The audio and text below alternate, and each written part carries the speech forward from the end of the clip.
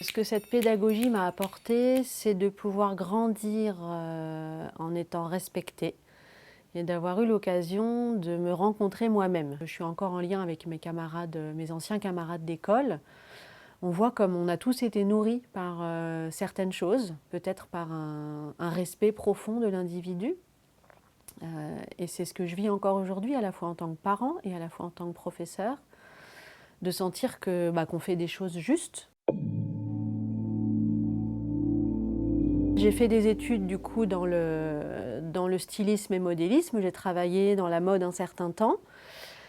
Et alors c'est rigolo parce que même à travers ce métier-là, du coup, je me suis retrouvée à travailler avec des anciens élèves en Inde, à l'autre bout du monde, enfin voilà, quelques temps. Et à la suite de ce projet, j'ai voulu changer de parcours.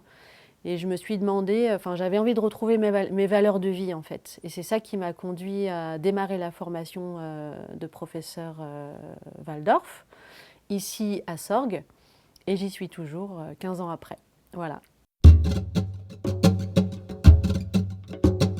Ce qui me plaît dans mon métier, c'est le contact avec les enfants, avec les préados spécifiquement. Où même si c'est dur de les accompagner dans ce moment de vie, en fait, les retours qu'on va avoir derrière, de remerciements, de gratitude, c'est tellement fort.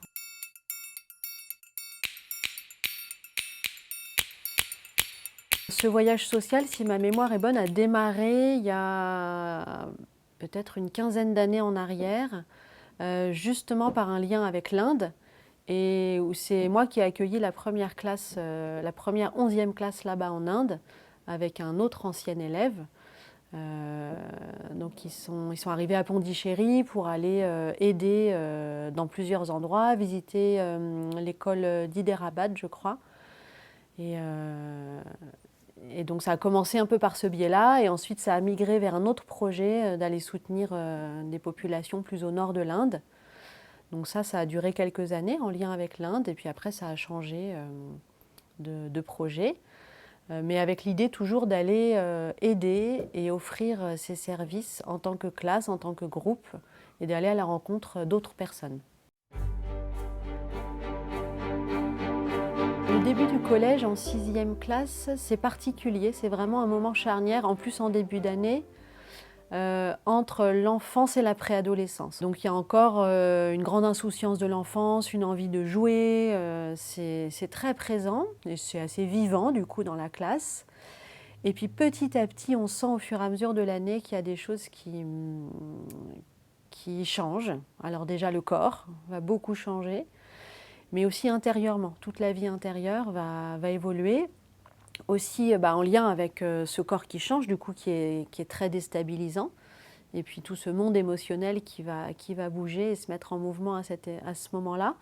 Et c'est vrai que les élèves, on sent que c'est un moment donné où ils ont encore peut-être plus besoin qu'à un autre moment d'être accompagnés très étroitement par un adulte référent qui va pouvoir les guider, les réorienter, toujours les amener, les ramener sur ce chemin un petit peu, sur ce fil conducteur. Et ça avec énormément de bienveillance, énormément de tact. Je trouve que c'est un âge qui demande beaucoup de tact. Les 3 pôles, ça représente tout un ensemble de choses euh, qui vont partir d'un premier principe, donc cet équilibre entre la pensée, le ressentir et puis la volonté, qui sont les 3 pôles principaux du développement de l'être humain. Et à travers ça, on va retrouver ces caractéristiques dans plein de domaines, que ce soit dans l'équilibre du corps physique de l'être humain, dans son corps aussi physiologique ou dans son anatomie. On peut retrouver ces espaces-là avec, par exemple, la boîte crânienne qui va renfermer le pôle de la pensée, qui va être un espace clos, un espace qui protège aussi.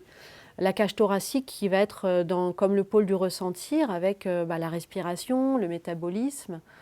Et puis ensuite les membres qui sont là dans cette volonté pour agir. Donc ça c'est un exemple là qui me vient parce qu'en étant professeur de classe moyenne, c'est ce que je peux enseigner en biologie à mes élèves, par exemple. Mais ces trois pôles, ils se retrouvent aussi dans tous les domaines de la vie. Et quand on peut avoir cette chance de se développer d'une manière équilibrée et égale dans ces trois pôles-là, je pense qu'on en ressort plus fort finalement, de pouvoir être libre de penser, libre d'agir et libre de ressentir.